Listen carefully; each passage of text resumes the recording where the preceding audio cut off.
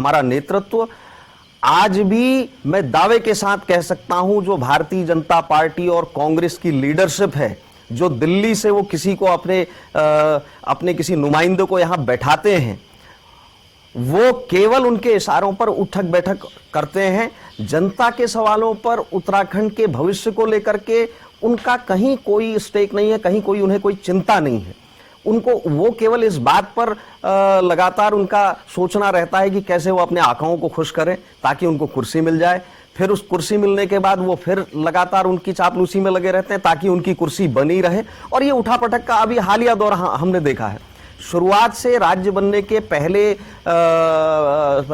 वर्ष में जब केयरटेकर गवर्नमेंट थी, मात्र 1.5 वर्ष के समय में 2 मुख्यमंत्री भारतीय जनता पार्टी ने बदले।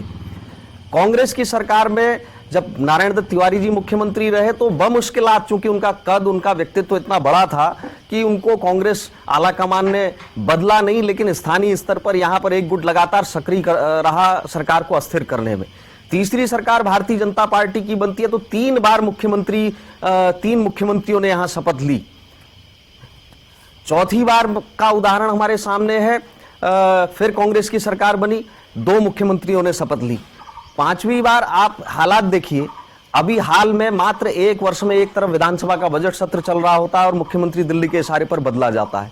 तो ये बहुत गैर जिम्मेदाराना तरीके से आज तक का इन 20 वर्षों में राष्ट्रीय दलों की सरकारों ने यहां पर काम किया है। उनका केवल और केवल एक ही काम रहता है कि कौन मुख्यमंत्री पद हथियाए, कौन उसका विरोध करे, कौन मंत्रिमंडल में आना चाहिए, कौन नहीं आना चाहिए। पिछले 3 वर्षों से 3 मंत्रियों के पद, कैबिनेट मिनिस्टर के पद खाली रहे उत्तराखंड में। तो ये हालात हैं।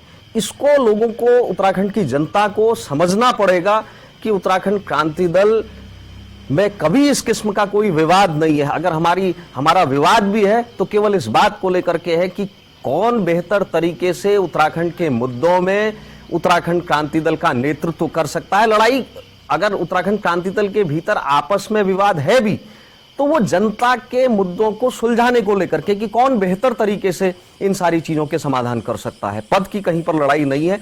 इसलिए मैं ये कहना चाहता हूं कि एक बार उत्तराखंड क्रांति दल को मौका मिले।